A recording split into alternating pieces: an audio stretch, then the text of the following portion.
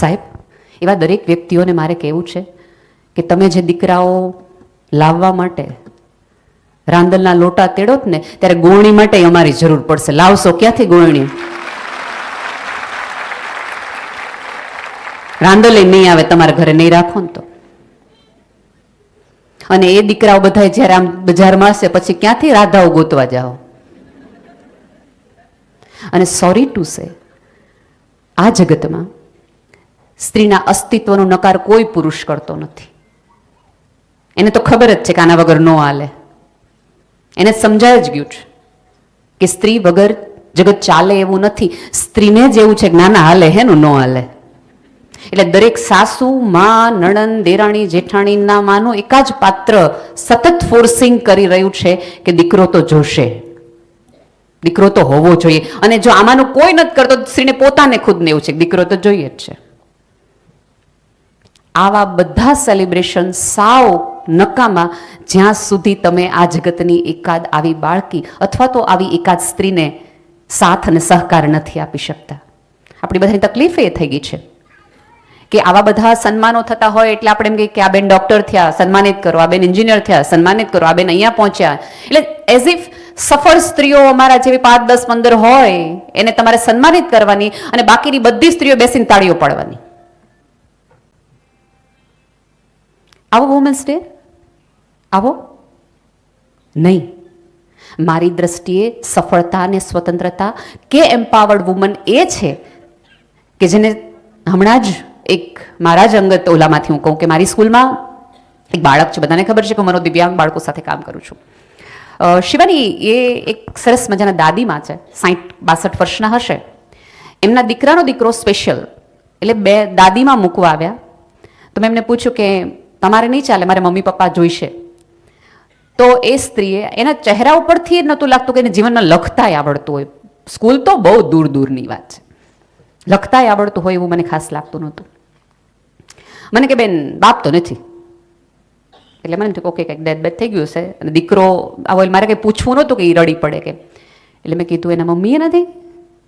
તો કે ના, મમ્મીના લગ્ન મેં કરાવી દીધા છે. એટલે મને થોડી રસ પડ્યો એટલે મેં પૂછ્યું કે એવું શું કામ?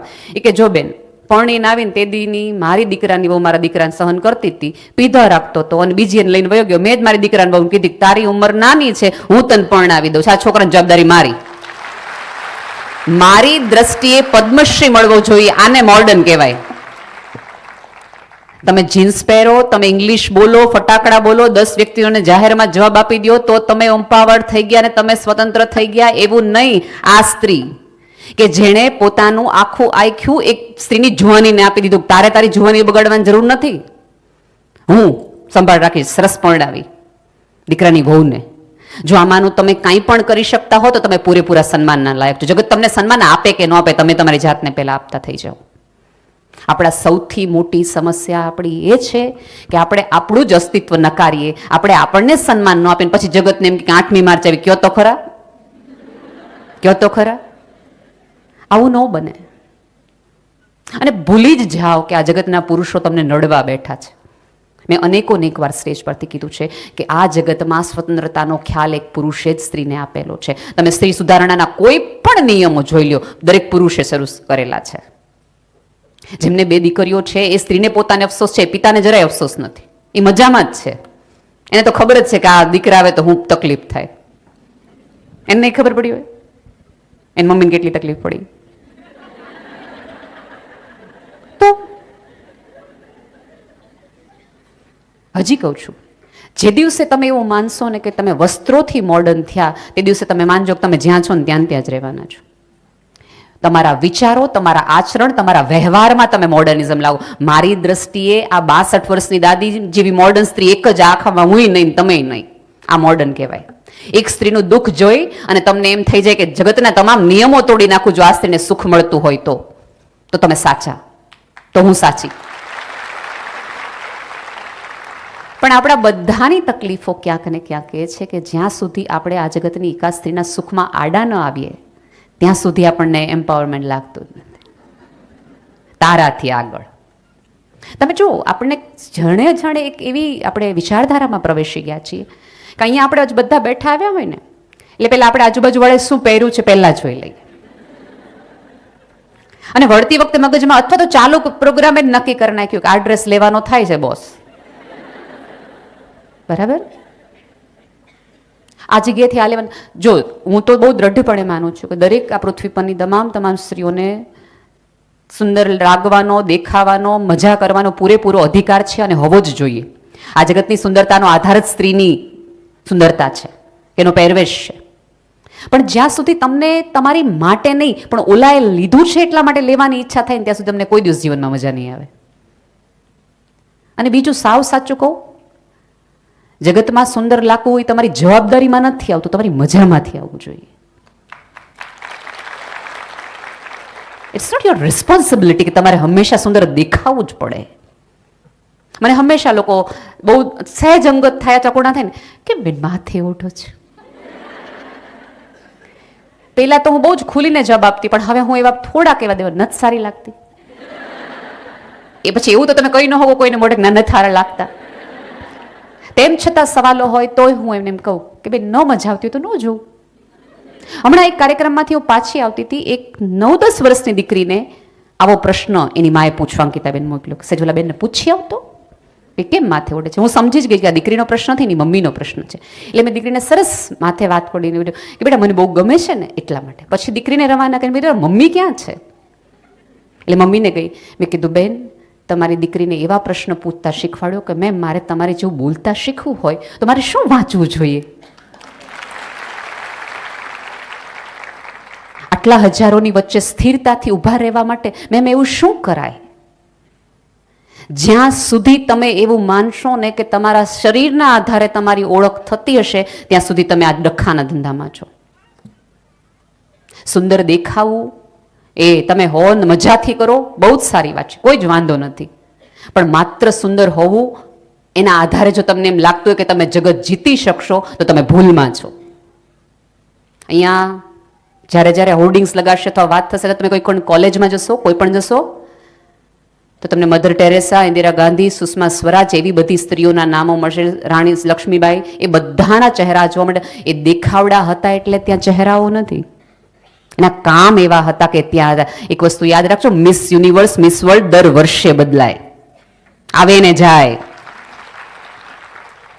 લાલ જાજમ એમની માટે એક જ વાર હોય. પછી એ ઐશ્વર્યા થોડીક જાડી થાય ને તો આપણે બધા વિચારી જોતો.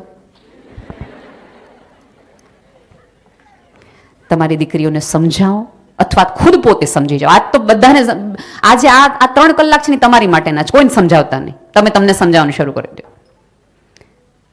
તમારી કોમળતા, તમારું હિંમતવાન, તમારું પ્રેમાળપણું, તમારું કરુણાવાળું, તમારી આવડત, તમારી ઓળખ, તમારી સમજ, તમારી સ્કિલ, આ બધાના હિસાબે તમે ઓળખાવા જોઈએ.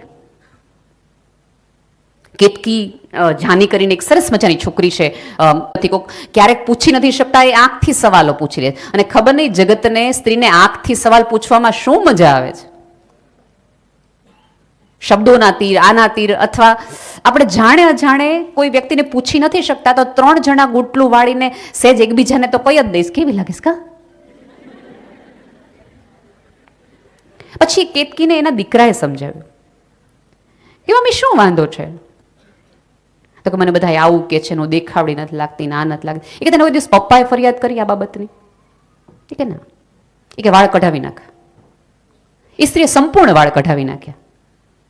અને પછી ખબર નહીં દીકરાના ઓલામાં શું એવી કન્સર્ન હતી અથવા શું એવું નિસ્બત હતી, એ છોકરી સરસ મજાની આખું વાળ કઢાવી નાખે ને આખા વાળ માથા ઉપર ટેટો કરાવી નાખ્યો. અને જે પૂછે ને કે કેમ આવું કરાયું તે બધાને કીધું ન ગમતો ન જોતા, ન ગમે જ નહીં જોવાનું.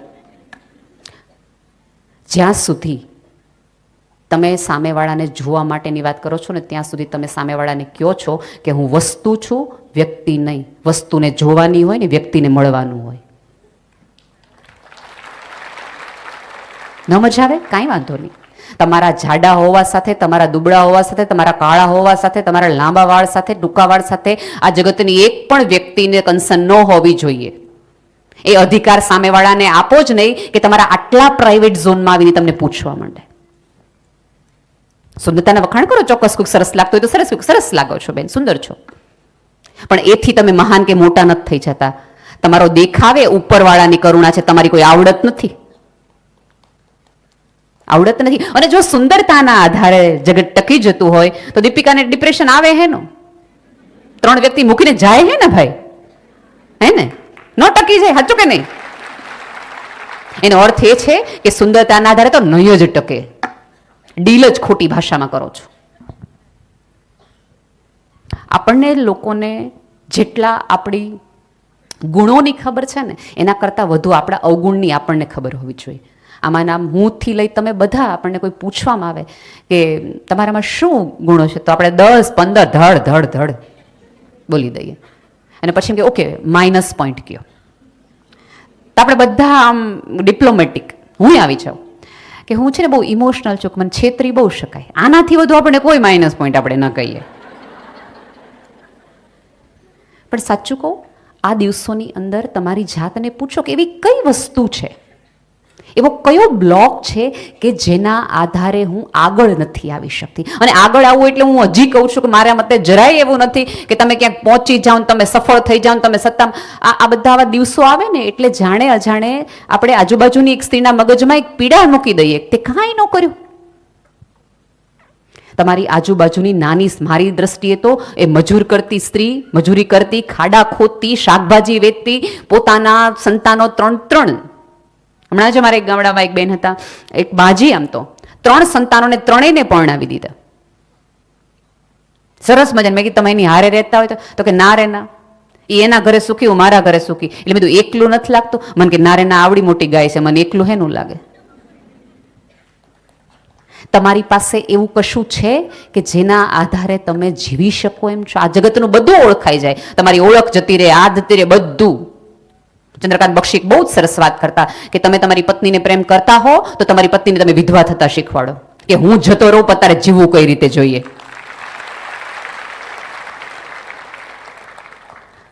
જસ્ટ ઇમેજિન કે તમને આજે એમ કહેવામાં આવે કે તમારે એકલા મુંબઈ જવાનું છે ફરવા માટે. તો આપણે ફરવા નહીં, તમે કહેતા હોય તો ચાંદલો કરી આવીએ, કોઈકના લગ્નમાં જઈ આવીએ, કોઈકને ખબર કાઢી આવીએ, આ કરી આ માટે. અહીંયા બેઠીને કોઈ પણ સ્ત્રીને ખાલી 3 સવાલમાં એક પૂછે કે તમને શોખ શેનો? શોખ, હોબી. તો રસોઈ બનાવી ગમે, મને ડેકોરેશનનો બહુ શોખ, મને રંગોળીનો બહુ શોખ. એટલે પછી આપણે પૂછ્યું કે તમે 16 વર્ષે તમને આ જ શોખ હતો? ના ના, ત્યારે તો મને ઓલો હતો. એટલા બધા રચ્યા પચાય કોઈક જગતમાં ન થઈ જાઓ કે તમે જ્યારે તમને અરીસામાં જુઓ ને ત્યારે બીજા બધાના વિશેષણો દેખાય કે આ ફલાણા ભાઈના પત્ની, આ ફલાણા ભાઈના દીકરી, આ ફલાણા ભાઈના મમ્મી, ફલાણા ભાઈનું આ. તમને દેખાવ જ નહીં એટલા બધા જગતમાં ન ખોવાઈ જાઓ. મેં અનેક વાર કીધું છે કે આપણે ત્યાં છે ને દર વર્ષે માળિયામાંથી જૂની ટંક, માળિયા સાફ કરવાની ઉપરવાળાએ સરસ આપણી સામાજિક વ્યવસ્થા પર તો મને ભારોભાર માન છે. ખરેખર માળિયા દર વર્ષે સાફ એટલા માટે જ કરવાના, ત્યાં ધૂળ લાગી છે એવું નહીં. તમે તમારા કેટલાય સ્વપ્નાઓને માળીએ ચડાવી દીધા છે ને, એકવાર વરોમાંથી તો ધૂળ કાઢો, જેથી કરીને જોઈ શકો કે 16મા વર્ષે, 25મા વર્ષે, 30મા વર્ષે તમને તમારી જાત પાસેથી શું જોતું હતું. એ છોકરીને બહાર કાઢો, ઉતારો માળીએથી, પૂછો એને. અને અત્યારે તો બેસ્ટ દિવસો છે, તમે માનો કે ન માનો, આ જગતમાં અત્યારે સ્ત્રી જો સરસ રીતે એકચ્યુઅલી એને જીવવું હોય તો બેસ્ટ યુગ છે. દરેક વ્યક્તિ પોતપોતાની રીતે. આપણા મમ્મી પપ્પાઓને આજે આપણે કોલેજ નહોતા કરતા ને ત્યાં સુધી ખાસ ફ્રી નહોતો થઈ શકતી. હવેની મમ્મીઓ 7મા ધોરણ પછી ઘણી બધી ફ્રી થઈ જાય, કારણ કે ટ્યુશનમાં કામ આપણે સોંપી શકાય છે. ખૂબ બધી એવી વસ્તુઓ છે, રસોઈથી લઈ, ઘરની વ્યવસ્થાથી લઈ, આપણને આપણા સબ કોર્ડિનેટ મળી રહ્યા છે. તમને રસોઈ નથી કરવી આજે તો ઓપ્શન્સ અવેલેબલ છે. આ તમને કપડાં નથી ધોવા, ઓપ્શન્સ છે. તમારે વટોણા નથી ફોલવા, ઓપ્શન્સ છે. તમને લસણ નથી ફોલવા, ઓપ્શન્સ છે. અથાણા નથી બનાવવા, ઓપ્શન્સ અવેલેબલ છે. સ્ત્રીના ઘણા બધા કામના ઓપ્શન્સ છે. નાનું બાળક તમારે નથી રાખવું, ઓપ્શન્સ છે. મને ભાઈઓના કામના ઓપ્શન બતાવો ને. આજે મારે રસોઈ નથી કરવી એવું હું કહી શકું. કોઈ ભાઈ એમ કહે તો આપણે આજે ઓફિસ નથી જાવ, મારો બદલો મોકલ, આપણે મારો ડ્રાઈવર જઈ આવશે ઓફિસ, ચાલશે? નહીં. તમને ખબર છે ભાઈઓ આટલા બધા આગળ હોવાનું મોટામાં મોટું રીઝન શું છે ખબર છે? એમની પાસે એમની જાતને લઈને કોઈ ફરિયાદ જ નથી. હું મને નથી ગમતો ને એવું કોઈ દી તમે સાંભળ્યું? તું મને નથી ગમતી એવું બધાએ સાંભળ્યું. તમને ને મને હજી ખબર જ નથી કે આપણી અંદર કેટલી બધી સહિષ્ણુતા છે. તમે જો બધું કુટુંબ ભેગું થાય, ફ્રેન્ડ્સ ભેગા થાય, તો જાહેરમાં કોઈ પતિ પોતાની પત્નીને એમ કે આ બહુ જાડી થઈ ગઈ છે ને અંગ્રેજી નથી આવડતું, નામ નથી કરાવડતું, તો દરેક સ્ત્રીઓ હસી લે અને વધીને એમ કે તોય તમારું ઘર હાંચવીને બેઠી જ ને. બરાબર? આવા દરેક કોમેન્ટ ઉપર જાહેરમાં તમે હસી શકો છો, એટલા તમે સહિષ્ણુ છો. તમે કોઈ પુરુષની આવી કલ્પના કરો તો આંજન વાળવા ગયા કીધું હોય તો નહીં કહી શકાય, કારણ કે આપણને ખબર છે કે આ વસ્તુ કહેવા જેવી નથી. અથવા તો તમને આપણી બેન, આપણી કાકી ભામે પિયરમાં જઈને કોક કહે ને કે આ વયા ગયા વાળ, તો આપણે એમ કે સ્વભાવ બહુ સારો છે. આપણને પુરુષને રૂડા કરતા અને રૂડું મનાવતા બે આવડે છે. જો તમે જગતની આટલી બધી વ્યવસ્થાને, આટલી બધી સભ્યતાને રૂડું મનાવી શકતા હોય તો તમે તમારી જાતને કેમ આટલા દબાયેલા આવડાવેલા રાખો છો? દુઃખમાં શું કામ રાખો છો? આમાંની અત્યારે ધારો કોઈ વ્યક્તિને સફળ થાય ને આપણે એમ કહીએ કે તમે બહુ સરસ રીતે પહોંચી ગયા, આમ તેમ પહોંચી ગયા, તો દરેક સ્ત્રીને એનો આનંદ નથી લેવો સફળતાનો. એને કહેવું છે કે હું કેટલી દુઃખમાં હતી, તમને શું ખબર હોય મને કેટલી મુશ્કેલી પડી હતી. જ્યારે આટલી બધી વ્યવસ્થા ભેગી થઈને તમને કહેવાયેલી છે કે તમે શક્તિ છો, તમે અંબા છો, આ છો, તે છો, તો તમે શું કામ ત્યારે એમ કહો છો કે ના હું અબળા છું, હું કેટલી દુઃખી છું, બિચારી છું, લાચાર છું? તમે આવતી દરેક સિરિયલની અંદર હિરોઈનની હાલત જો, એમ્પાવર્ડ હિરોઈન આપણને ગમશે જ નહીં, એ સિરિયલ જ નહીં હાલે. ખૂબ સહન કરતી, છેતરાતી, અને તોય દુનિયા મેં હમ આયે હે તો જીના હે પડી ગઈ જ સ્ત્રી આપણને ગમે છે. એનો અર્થ એ કે જગતે સામૂહિક રીતે નક્કી કર્યું કે આ સ્ત્રીના મગજમાં એક વસ્તુ નાખી દો કે જો તું સહન કરતી હશ ને તો જ તું સારી, બાકી નહીં.